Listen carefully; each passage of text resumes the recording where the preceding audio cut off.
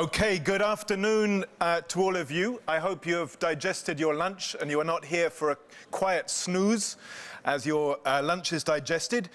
We have a fantastic panel who are going to each speak quite briefly about things being done in many of the biggest cities of the world to really give flesh to half of the slogan for this event, which is empower people.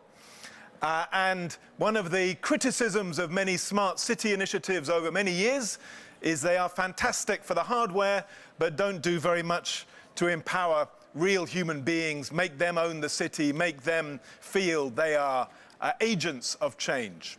So before we start, if you could remember, if you have not already downloaded the app, we do have the app for you to pose questions or disagree, and I'm going to ensure we leave plenty of time for dialogue because we are talking about democracy, so if we just had a string of monologues, that wouldn't work.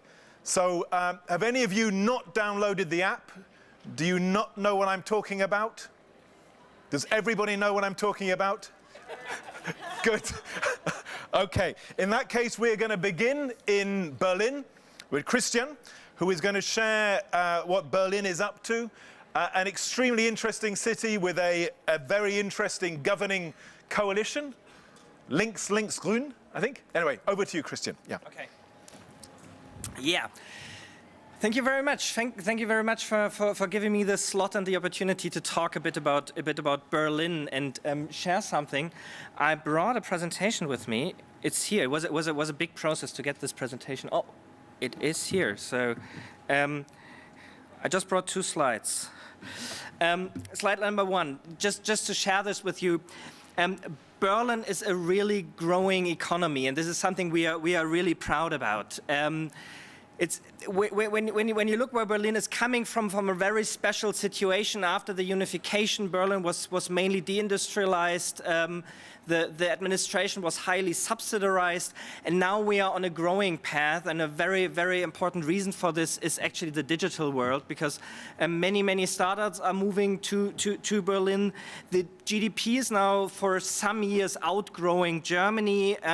Jobs are coming back to town. Our unemployment rate, I think 15 years ago, we had an unemployment rate by roughly 19%. This is now under 9%, and we get valuable jobs to the town. And Berlin is a growing city, not just economically. Berlin is a growing city as well by people. 50,000 people annually are moving to Berlin, so we expect by 2030 that we have 4 million inhabitants, and many tourists are coming. This is something you are facing in the bigger cities as well, and so we are facing a very rapid change in the city, which means the administration is changing actually, and the basic question is what actually makes this change? What brings it us? What does it mean for an administration, and as well what does it mean for a city? So we are facing a couple of questions. I'm thinking all the major cities are facing. It's about how to reduce CO2, how to reduce the NOx's in a city. We are facing some court decisions which probably ban cars or might ban cars out of the city. So we have to find an answer on this very soon. We have to find an answer on how to handle the increase of transportation in inner city districts. Many people are moving to the city, are shopping more online. So we're having an increase of transportation, city space, and housing are big questions. This means we are currently in the middle of a process, and you mentioned this. We have a new coalition which is now in office since December. So it's now we are now nearly over our first year, integrating all this into legal processes. We are in the middle of having a mobility law. We have an energy package with many projects. dealing with all these issues. And we are thinking, and this is probably something special in Berlin, because we are a state and a city at the same time. So we have 12 districts we have to work together, creating projects to integrate people into this on a very local district. We have a delegation with us, having showcases where on a district level, with the support of a community, small projects are coming. So the last one I want to show you, this is something we are now starting. This is how to deal with data. We have been quite ahead just setting up an open data platform, but we have been or we haven't been as far as I would have expected by turning down all this data silos we have in the city, and asking the question of where do we want to open data, where can we offer APIs for citizens and for other stakeholders actually to work with our city data, and where do we actually can use all these data on our own. So working on the issue of big data is a very important thing we are now going to address. And because I was asked just to keep it with 5 to 6 minutes and just show 2 slides, I leave it here and hand it over to my colleagues from... you do it. All right. Thank you very much for your attention.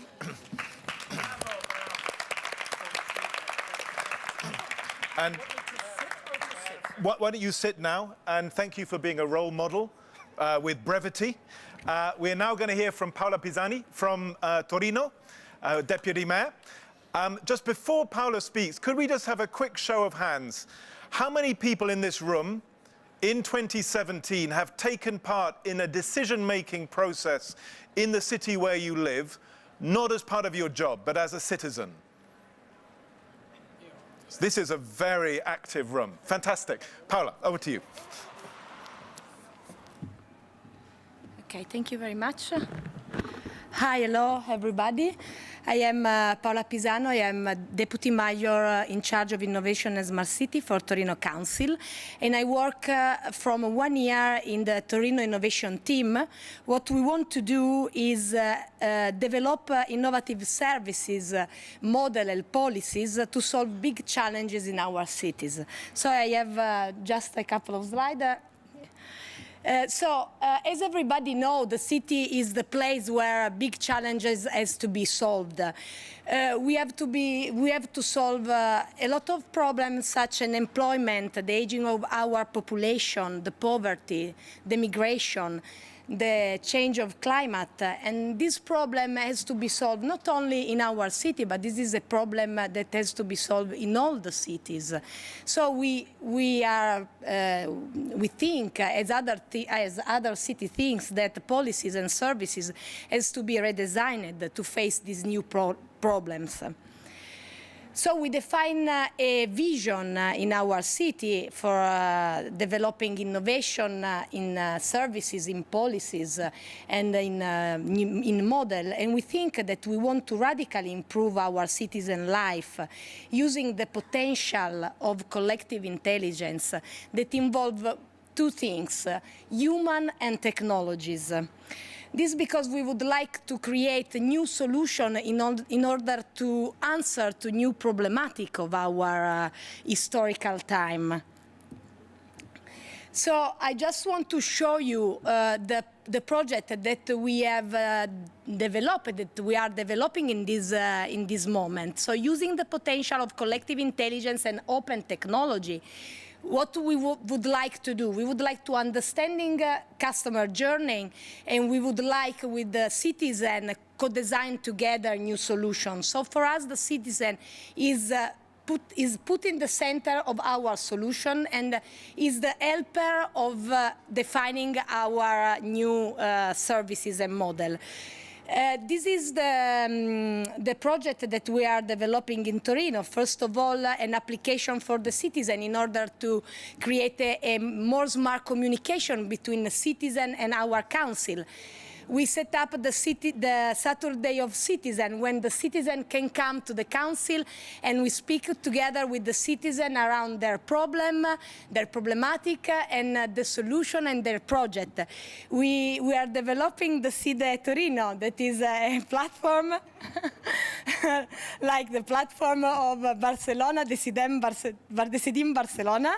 So it's a platform where citizens can participate to the project of the city, and then they can send and set up their personal project. And if the other citizen participate and vote the project, so the municipality has to develop this kind of project. We develop a direct interpellation, so the citizen has not to be passed from the city's council in order to ask solution on or speak about their problematic. So we really want to create a direct connection between citizen and the council. We develop two hackathons on big issues such as the climate problematic and the development of new services in our cities. We would like to develop another hackathon on mobility and mobility for person that has some problematic like older person or person that do not move very well. And finally, we are developing an open community to develop digital services in our city. We would like to use, and we are using, collective intelligence and open technology because we would like to improve our local ecosystem of innovation. We financial social ecosystem experimental project with €1 million. We create an academy for civic crowdfunding in order to support startup a new idea, to create, to have another type of funding, to understand that they can use also crowdfunding to support their own business. We give a little grant for testing innovation for social benefit. We financial and foster innovation also inside our council. So we push our employee to have a new idea, and we give money to develop this new idea inside our council. We want to create and we are creating a city laboratory in order to test innovation, also technological innovation. So we are testing IoT technology, and we create an open laboratory with 13 projects around our city, project around LoRa network for monitoring climate change, for urban security, for smart building. But we also have to training our citizens in order to understand the potential of Internet of Things. We are creating laboratory on circular economy. So we found a circular economy idea in our city. And finally, we are testing new urban solution in the for the logistic problem. That is a big challenge in our city because we have a really confused approach in the logistic system. And finally, we using potential of collective intelligence and open technology in order to building and redesign services. We create as Berlin and as also other cities, as Barcelona, we try to create an open data platform in order to understand the phenomena of our city, the flow of the data, to create new services and to define the real time impact index in order to monitoring the policy that we are developing in our city. What we are doing is also redesign with the feedback of the citizen our services. So we try to incorporate the feedback of our citizens in our services and to continue testing our services in order to define the best solution for our citizen. We use technology like blockchain technology for social good and to create more transparent process in our council. And finally, we open our physical infrastructure like Wi-Fi and IoT network in order to give the possibility to our citizens and to startup and SME organization to use our infrastructure, physical infrastructure, and open data infrastructure. Of course, for doing this transformation is not only a problem of a technological problem, but it's also a cultural problem. 20 seconds, I know. So we are creating a change inside our council. We bring inside new methodology, like experimenting methodology and citizen journey methodology. We try to incorporate a new competence, technological and managerial competence. We reorganize the council inside, create two groups around the big data and around IoT technology, and we also push collaboration inside our city. Will really help us to build a sustainable future, will help us to get out of the crisis, the financial crisis and the political crisis that we are living. So basically, we put radical democracy and participatory democracy at the core of what we think the future of cities should be. As everybody said already in this panel, first of all, we want to move away from technology-driven solutions and the smart city have a technocratic project. The smart city cannot be a technocratic project. We have to start from what are the big real social problems and needs that we are facing. For instance, Barcelona has some clear lines of work. One is affordable housing. We want to make housing a right for the people. So right to housing is the first big target for the city.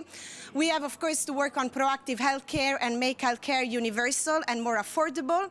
We have the big challenge of creating sustainability. So to make sustainable mobility and to increase the number of bicycles in the cities, cut off places in the city for transit. So we are implementing Barcelona Superblock, which is a project that all of you here, you're welcome to visit in Barcelona, in a district, Poblenou, where we close off to traffic to create more green space and to give back public space to citizens. This was a huge experiment. We ran it together in participation with citizens. And we want to reduce CO2 emission. I mean, climate change is a big problem for everybody, and air quality and mobility. We need to move to green cities and to have energy transition, which is another big part of the problem. In Barcelona, we are creating a municipal energy operator. It's going to be producing renewable energy for families that cannot afford energy. Energy poverty, by the way, is a really big problem in Spain. So we have to start from these big challenges and then only after ask what technology do we need? What kind of governance do we need for this technology? Do we need technology at all? So we have to ask, why do we need a smart city? And only to solve these kind of problems, and we have to go back all the time to what we're really trying to solve. The other important part for us is experimental democracy, participatory democracy. So we are facing a crisis of democracy. And our solution is to answer with more democracy, not with less democracy. And we have a platform, which is Barcelona Decidim. Our colleagues from Torino are taking it up, many other cities around the world. It's open source. We're building a community around it. And we're very proud that the government agenda of Barcelona has been written together with citizens. 40,000 citizens participating in writing the government agenda that we're implementing today. We also mix online method with offline methods, assembly, citizen participation, and 72% of the ideas and policies that today we run in government are citizen-led ideas. So this kind of direct, digital, participatory democracy, and there is no Facebook democracy. For us, this is very serious. It's mixing what we do in participation in citizen, in urban spaces, offline and online, and get citizens to be really the ones that participate and are involved in shaping the future of the city. So how do we make this digital transformation good for society? How can we really create social, environmental, and political impact out of the digital transformation? So we have to create new digital standards, ethical, responsible, and inclusive innovation.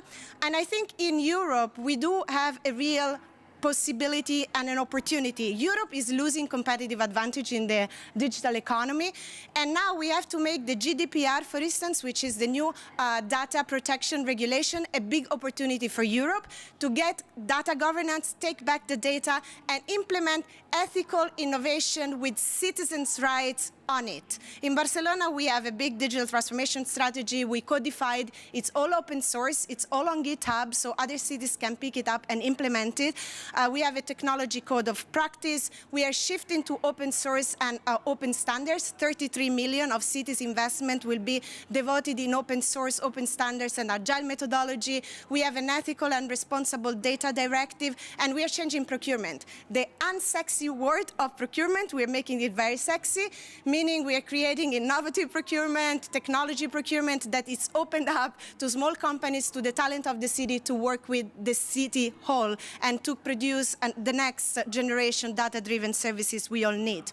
Now, my last idea, which is, Geoff knows I'm very dear to this, is we need a new social pact on data.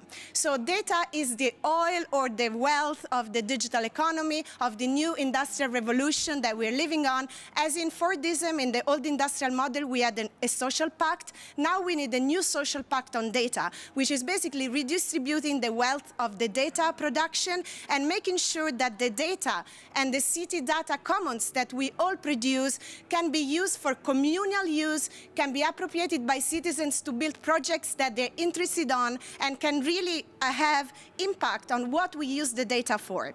So this strategy is that we are implementing, of course, has these ethical standards, mandates data sovereignty in the city hall, and also find out what are the new ownership regime of data, which we believe being collective and citizen rights to data. So this is some of the projects that we're implementing on top of this data strategy.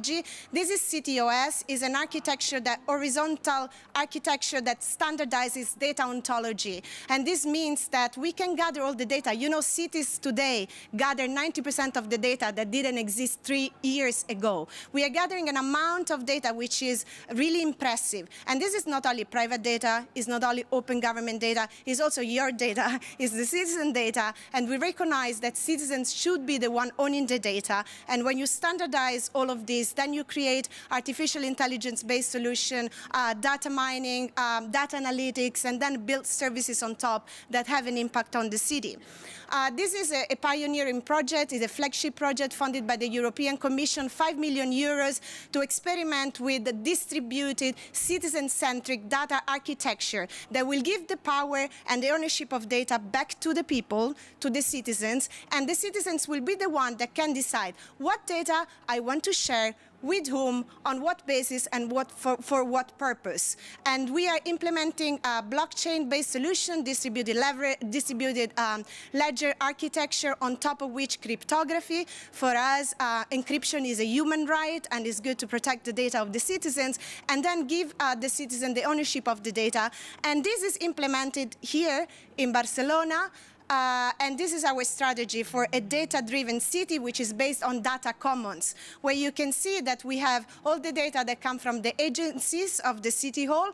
We also have a sensor platform, it's called Centillo, which is open standards, and any citizen-led projects can be integrated with Centillo. And this we have like mobility, energy, waste management, parking, and we're optimizing all the services. Then we have our architecture, which is all based on open standards and open source software, where we have DCD in Barcelona, CityOS, Centillo, and then Decode as the piece of infrastructure where citizens can own the data, and then they can be part of this ecosystem. And the basically ultimate objective, and I'm ending, is that we create a public ecosystem, so data as a city infrastructure, as a public good, as a common good, on top of which the talent of the city, startups, social entrepreneurs, citizen, and company, and the European industry can build the future solutions that we need to become more sustainable, more inclusive, and more democratic. Thank you.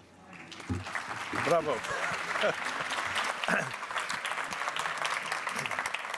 Bravo, Francesca. Geoff, if you would like to come to the stage, Geoff Merritt from New York, who has a fantastic job in charge of innovation. I'm going to ask all the other cities later whether they will want to implement something like Decode, radically new approaches to data, but you don't have to answer that now. So, Geoff, over to you.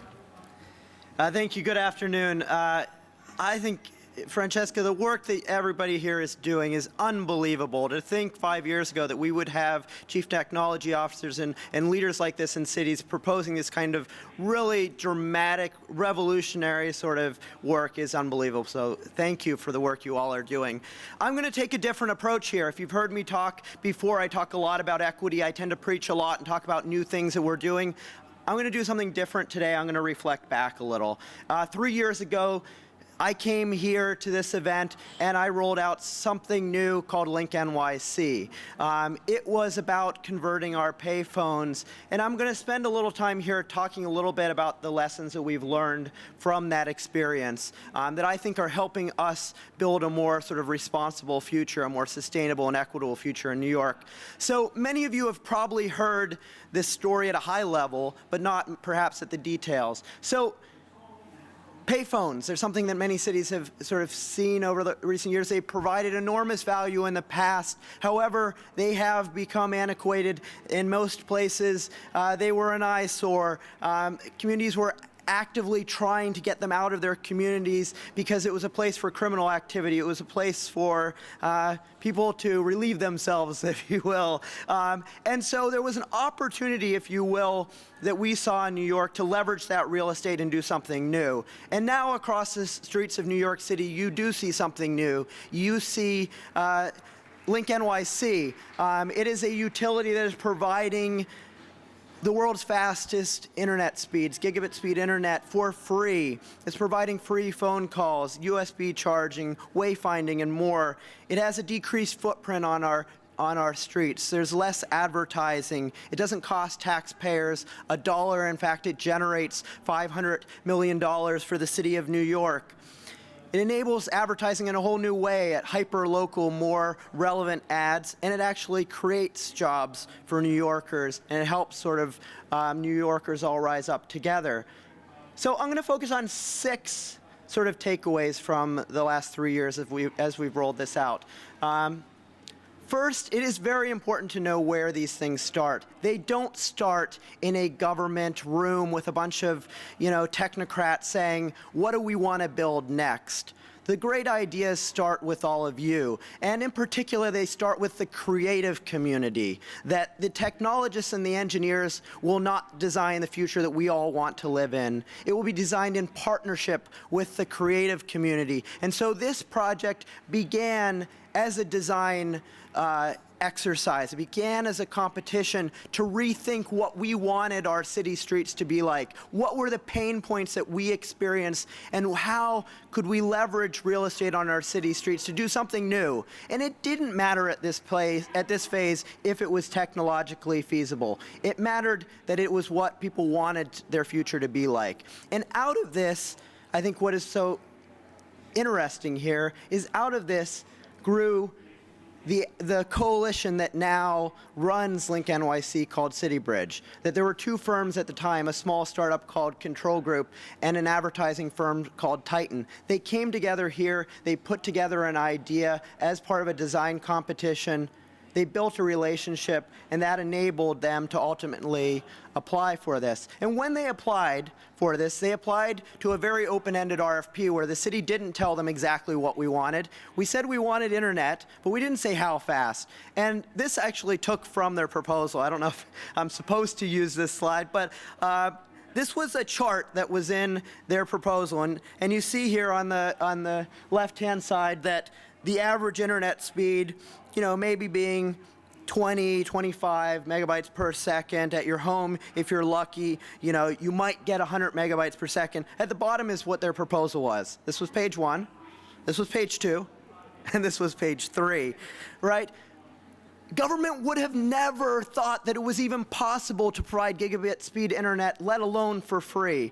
But it was by leveraging the power of competition, by encouraging companies to push the limits, to see what they could do, that we were able to get there. Takeaway 3. It wasn't one company that came together here. We said we wanted partnerships because to build the solutions for the future, it doesn't take one skill set. It doesn't take one perspective. It takes diversity. It takes someone who knows how to build things that are durable. In that case, it was a company called Comark. It takes design, a great group of designers called Antenna Design. It takes technologists to build the guts. In that case, it was Qualmark. It takes user design. In that case, it was a group that is now called Intersection, and also the advertising wits. And great technology and great solutions aren't always the most high tech. This might look like a really fancy gadget. It's a living room in a box. It's a router, it's a tablet, it's 2 flat screen TVs, right? And so making sure that when we think about how we want to build our futures, that we're not always going towards the brightest, shiniest objects, but we're focusing again, as Francesca and others have sort of stressed, on what is the need, what do we actually want to achieve here. Takeaway 5, if you don't see pushback in what you're trying to do, perhaps you're not pushing hard enough, right? And so yes, we were met with enormous resistance here, that we had much more negative press than we had positive press, perhaps, that we had concerns about conspiracy theories, we had concerns about homeless using these, because we were pushing the limits, right? But that sort of pushback is healthy. That's what enables us to grow, to evolve. And takeaway 6 is, how do we take those learnings? How do we take that tough love that we get and make it into something that we grow with? And so in this case, we were building privacy policies from scratch here. We were learning from many of you, looking at the European best practices, looking at how could we do something new and innovative. And it was a difficult process, but you know what? We made it through, and now what we've done is we've taken those lessons learned, we've put them into guidelines that we use for every project going forward, our IoT guidelines that more than 40 cities around the world have signed on to. And those challenges, that idea of open innovation, we're doing that as standard practice in New York. So you can see right now that there are 2 open challenges where we are engaging with some of the toughest, sort of most bureaucratic agencies, our public housing, our Department of Transportation, our sanitation department, to look at how can we really change the way that we do things, focused on meeting community needs, working in partnership, taking these challenges, evaluating the pros and cons of technology head on. Thank you. Thanks, Geoff. Thank you, Geoff. And I assume you also built new public toilets for all the people who couldn't use the phones anymore. Right, Andre, off to Moscow to finish off our talks. Well, hi, everybody. I'll try to be more specific and more concrete in some figures, and to explain what we are doing from the communication with citizen point of view. Here is written the word smart city. What is smart city? Probably the first and the main determination of smart city is citizen-centric city. So we have to automate and make the pre-delivery of governmental services. So people must not to know what agency or what organization to go to get the services. And if, for example, I have a new baby in my family, somebody must knock to my electronic personal cabinet and send me all the birth certificate, medical insurance, and so on and so forth. So, and of course, personalized content delivery. If I'm a car owner, I don't want to know about the, pedestrian stuff, and vice versa. So what we are doing from the personalized communication point of view, we've sent as a government, as a municipal government, about generally, averagely 15 million emails per month, and only 20 of them are widely, and 80% are targetized. So what does it mean? That means that if we send emails with a wide auditorium, more than 500,000 people, then we have a conversion rate only 20%. So people doesn't read information if it is not about them. But if we send, for example, more localized and targetized auditory, then we have up to 70% of engagement and conversion rate. So top in demand topics, what we see during last year, and if we send about city facilities, utilities and housing and so on, the most interesting themes for our citizens, and they convert in social activities with these themes. The very funny thing that our pensioners and our elderly people, surprisingly, they are one of the top active auditory of our information and content delivery. So if we send them, usually it takes 3 to 7 days for them to open a letter and to read the information, but they always do that. Instead of, for example, car owners, they read the letter in 1-2 hours, but sometimes never go to the links and so on. We have another project called Active Citizen. This is e-voting system not about the political voting, but about the municipal management voting. And we have citywide votings, and we have targetized votings. And the results show that if for example, we have there is a link between targetizing of votings and the results of voting. So if we ask a question which is citywide, for example, I don't know, what kind of school vacation must be in our schools, then we have only 10% engagement. So 10% from people, they vote for or against this voting.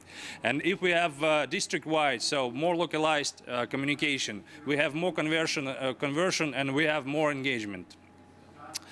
So, and some examples of targetizing of our votings and the results, how people react to these votings. So if we targetize, if we make a target vote, not only by geo or age targeting, but also professional, social groups, we see the most active results. So that is the idea of future communication and future delivering services. We know the profile about our citizens, and we can send necessary information and necessary services basing on this profile or profiles. And the reaction of people much bigger than the more narrow we see the auditory and the more narrow we send the message, the more reaction and engagement we have. So thank you very much. I'm going to go and sit down. Well, thank you, Andre. If all the speakers could come up on stage, those are actually very high response rates. Anyone in the commercial world would give their right arm for response rates, anything like as high as that. Now, we have a few questions on Ask and Vote, and you can ask questions, make comments, and ask and vote. But also, if you want to ask in a human way, we have a microphone there, so you can stand up and ask, challenge our speakers. I think I might kick off with one question for you each to answer very briefly. I think what's striking about all of the presentations here is that if we'd been at a Smart City Congress 10 or 20 years ago, I think cities were takers. They were takers of technologies being developed elsewhere, and they would buy them or not buy them. But here we see cities becoming sort of shapers and makers of technology. What does that require in terms of capability within your city to be able to do that? How are you creating the technical skills to do these pretty complicated projects? So maybe, Andre, if you might start, use the microphone. Just brief answers on this, and then we'll take some questions. Well, I think that the main success factor for any innovation and the biggest challenge is a change in our heads, in heads of municipal workers, in heads of our citizens. So probably the answer on your question, the capability mean trainings and workshops and communication. We have to tell everybody how to do that and what for, what the purpose of that or that innovation. And only after that the changes started in the head. And that is why the project will be successful. Geoff. The civil servant of today is a very different civil servant than several years ago. They are more entrepreneurial. I mean, the word bureaucrat, it means that you follow steps, right? That you're defined by bureaucracy. Now we have entrepreneurs that are actually running many of our cities, and that is a tremendous change. But I do believe also that cities have to change their governance structure in order to meet the demands today. And that means that you need to have cross-cutting teams. That it used to be fine that you could could look at technology in a particular silo and that every agency could operate independently. Now you need at the executive level teams like many of us represent that can cut across all of those agencies and ensure that we are looking with taking a more holistic approach in view. What we are doing is we are creating two teams. One team on IoT technology and one team of Internet of Data. Both teams are multidisciplinary teams, so the member of each team is done by member of each department in our council. And this is the first thing that we are doing. Then we are pushing managerial skill in our council. Especially what we are doing now is try to learn how to experiment services and how to bring inside the feedback of the customer, how to do experimenting for our services, and understanding why we are doing a project, because normally we're doing a project without understanding why and which is the problem that we solve. So this is what we are doing in our council now.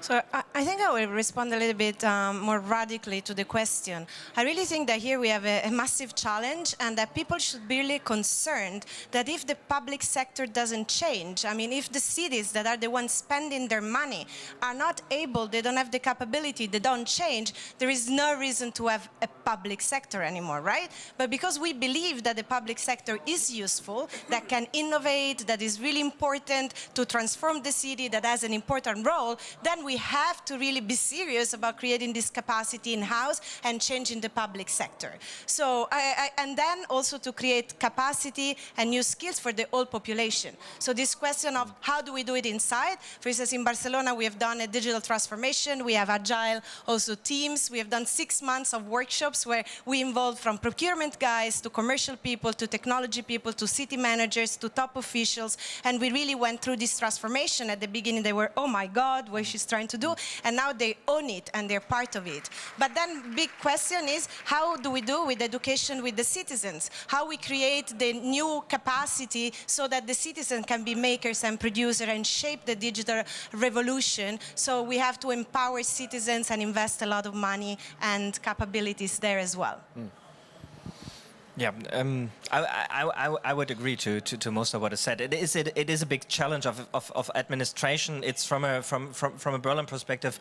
It's one thing is culture. Changing culture is a big thing. Culture means for me, I don't know, looking differently on mistakes, looking differently on speed, how fast we are going to do things. You already mentioned the silos we are used to work in an administration, and actually to change this. It's about communication, to communicate within or over the silo borders, and to communicate with the outside world. It's a different story, and of course we have to invest in certain skills. It's about I need a skill to deal with data and understand data, to actually not to do the programming, but actually to understand the value and being able to discuss certain things. So we have to invest in certain skills as well. Fantastic. Who would like to actually stand up and ask a question? Is there anyone who would like to here at the front? Just on that. Okay, a moment. Just on this last point. I chair a committee for the mayor of Seoul in Korea, and they've done a huge amount of work skilling up within the city, but also a big data academy to skill up citizens to be able to take part in this. So let's have one comment, and then you, Signor Grillo, but after this gentleman here. Okay. I apologize I didn't came to the first 2 or 3 presentation, but my question is about, I didn't hear one, let's say, term or idea about top-down and bottom-up. My impression is that everything that you are doing for your citizens in each cities that you represent comes from top-down and not bottom-up. I would like to know some more information. What is the other way from bottom-up to change process of policy making in your cities? Okay, and where are you from? I'm from Israel. I'm doing a lot of things doing with citizen participation and citizen science, and I am a co-founder of the Israeli Smart City Institute. Okay, fantastic. Okay, well, I'll ask you to answer that question. And there's also on Ask and Vote questions about blockchain, particularly for Paola and Francesca. What does it actually mean? But perhaps you would like to come in. Ma posso andare lì? Yeah. Scusate, io sono un commediante di professione, faccio il comico. Paola, Okay. Ok? He's a comedian. I am a comedian, Italian comedian. the most powerful comedian in the world. Yes. Io ho In Italy, especially in Italy, the most powerful. Ho fondato un movimento politico He che è found diventato il primo movimento politico in Italia, il famoso Movimento 5 Stelle. he founded the 5 Stelle movement, that is a politician movement in Italy. Abbiamo 50 comuni, tra cui Torino, 50 Roma, Livorno, più altri cinquantina di comuni, abbiamo i sindaci, abbiamo 150 parlamentari al Parlamento e abbiamo 15 parlamentari in Europa. 50 cities. Io sono un commediante, un comedian. Ho fondato un movimento politico perché non dormivo di notte. He did this because he didn't sleep during the night, and so he founded this movement with 50 cities and 150 politicians in Europe. Allora, la mia visione del mondo è molto diversa da quella che avete sentito qua. His vision is very different from what you have heard here. Perché io sono un sognatore. Because he's a dreamer. Allora, senza il sogno, senza una visione, non c'è la possibilità di capire dove va la tecnologia. Without vision, you will not understand where the technology will go. E dove va la politica. And also the political. Se il mondo sta cambiando velocemente, come avete sentito, perché le nazioni non ci sono più, gli stati non ci sono più, assistiamo a un fenomeno medioevale, le città-stato. Now everything is changing and we are assisted to the city that become a country. So we have 8 minutes left. So you need to make your point brief. Just make a brief. I can't. Yes, you can. Speedy. I must speed. You can cope. I am slowly. He's a professional. Where are you going? Where? Stand there. No, there's another panel coming in. Close the door. No. Allora, allora, il mondo the world change. E noi stiamo in Italia, perlomeno, siamo il popolo più vecchio del mondo. And we are a very old country in Italy. Ok, nel 2020 avremo più settantenni che ventenni. In the 2020 we will be more 70 that age old, the year old at 20. La natalità è sotto, è bassa, è negativa. The rate of birth is negative. Not negative, no. Is In Italy. Okay. decrease. In Italy. Quindi il nostro futuro è un futuro di persone che hanno un virus dell'immortalità. Non muore più nessuno. No, nobody gonna die. We have an immortality virus. Quindi la nostra prospettiva del futuro è una prospettiva che se noi non ci apriamo con delle idee innovative, il lavoro, questo the work, il lavoro, ho girato un po' i padiglioni qua, I have seen, è una presa in giro, ho girato tutti i padiglioni. Vai. I go around to all these fair today, and there is no. It's a bullshit, yes. Ho visto solo giochi in schermi. I saw only game and giochi in gadget. schermi. Yeah. Uno, come here, look that. Come here, look that. Allora questo Potevo vederlo anche da casa mia attraverso il mio I computer. can see it from my home, from my PC. Senza venire qui. Okay. Why I have to come here? Aspetta. Wait. Fammi finire. Finire. Allora, finire. Il lavoro cambierà. The word The word change. He is Italian. Lo so. I try to Traduceva lei. Yeah. I'm translating. But we can only yes, cope with a number of people. translate, yeah. She's doing a very good job of translating. But finire, because these finire. people have come a long way to speak. Per finire, Yeah. ho sentito belle cose, bellissime, ma la visione, ci vuole una visione politica You need to have a political vision che indirizzi la tecnologia to address technology verso un mondo completamente diverso. to a different world. Per cui abbiamo generazioni completamente diverse che pensano in un modo diverso, si spostano in un modo diverso, respirano in un modo diverso, amano in un modo diverso, si muovono in un modo diverso. Move, love, and in a different way. Yes, Okay. yes. E ora I am finished. Bravo, Thank you. bravo. Scusi. Okay. Che cazzata abbiamo? Grazie. Part of democracy is to leave space for dialogue as well. So I was keen to leave some space for dialogue. But that was a fantastic intervention. Who would like to respond to that? Who wants to come? Geoff, I think you want to, don't you? Yeah. I'm happy to.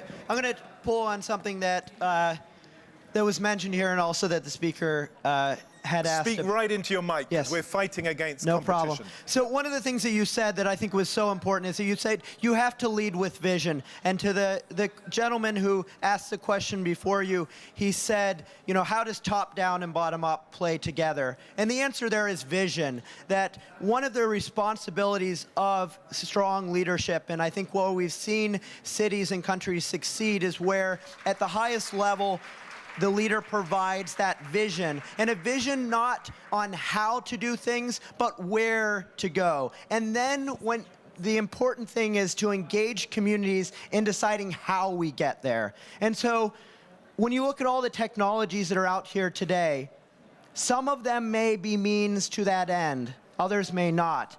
And it is critical that we engage with our communities to help us make those decisions. The job of government, again, is to provide vision and to be a facilitator, but we need communities and we need the values of the communities to help guide us in the right direction. And we need to say no to some of these technologies, but we also need to say yes. Bravo. Francesca, just give us a... So I want to pick it up. Well, speak into on? it. Yeah, fantastic. Well, the political critique, I mean, I think the best example of, like, to answer that is actually the story of this city. So we are rethinking completely the way we use technology in a sense that the technology is not at all the center, is not at all the problem. Our mayor, which is Ada Colau, she's the mayor of Barcelona, she comes from a citizen movement. She was an anti-eviction campaigner. She was campaigning for access to housing and the right to the city. And now she is there to empower citizens, because this vision, you have to create it collectively. So the problem is that in a way to shape the technological future and the technological transformation, we have to create consciousness collectively. So we are very aware here that this is the revolution and the transformation that we are undergoing, that the political crisis and the crisis of democracy and also the crisis of legitimacy of the political and financial system, we can only combat that with genuinely democratic participation, because otherwise the answer is right-wing populism, is authoritarianism. So as an alternative, we really have to do it from the ground up, getting the citizens to understand that they want to move differently, that energy transition is a priority, that access to housing is a priority, and then together with the citizens try to direct the technological revolution to get us out of a paradigm that is a zombie, yes, zombie capitalism, into a more sustainable future. So I wanted to address the bottom-up thing without monopolizing. So actually we want to also move away from top-down, bottom bottom-up dichotomy. So I think it's usually you frame it top-down is government, bottom-up is people. How about creating a synergic way where the government is transformed by the people? I mean, meaning that you integrate the top-down and bottom-up in a way that you really empower the citizens into taking political decisions. And we are really experimenting on many different fronts on this. So even how we do that, and we are running 16 participatory processes in parallel on mobility, on culture, on participatory budgeting, on sustainable energy projects, and we are integrating that with what government does. I think this can be a response. I'm going to give each of our speakers a chance to have one sentence for you all to take away out of this session, because we're almost out of time. But just before then, both Paola and Francesca presented earlier a picture of a new way of doing data, of citizen-owned and controlled data organized in commons as an alternative to the sort of Facebook version. So an instant referendum. How many of you in this room find this vision attractive? Put your hand up if you do. Nice. And hands up if you think it's a terrible idea. Okay. Bravo. Okay, one sentence each. Andre, you first with a microphone. Oh, sorry. Yeah. If to go from top to bottom, that means tyranny. If to go from bottom to top, it means house, if 100%. And the fight between those two policies is called harmony. So my sentence is about harmony in everything. I would say if you're passionate about these issues, if you're entrepreneurial, if you want to make a difference, I call on all of you to think about potentially joining public service. I think that now the problem is so complex and the solution is difficult that arrive from one people on one institution. So the thing that we need to collaborate with citizens, understand citizens, and improve the public administration is true. But what is also true is that we have to create a link between the cities in order to improve the model and to create a new model to have an answer to this difficult period, especially in the social trend. So I will just appeal to coalitions. So I think why I love this panel is because we need to build new coalitions. We need to get a network of cities. I mean, here in Barcelona, we'll be promoting rebel cities, fearless cities, innovative cities, digital cities, and we need coalition of cities, broad citizen movements, and progressive political parties that want to work together to really create these, be dreamers, create this future that we want to live in. So this would be mine. I like this. My sentence would be open, stay open. I like this idea about coalitions. Share your experiences, because from our perspective, and I was running around here today at the fair, learning from each other, learning what is working, learning where you found a good approach of changing culture, changing communication, changing skills, and stop talking about too much technology and dashboards. Yeah, be open.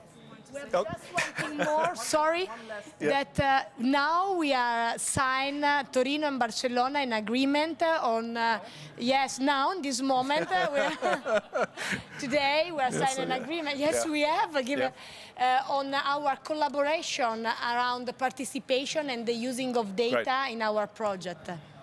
Okay, well, look, thank you all.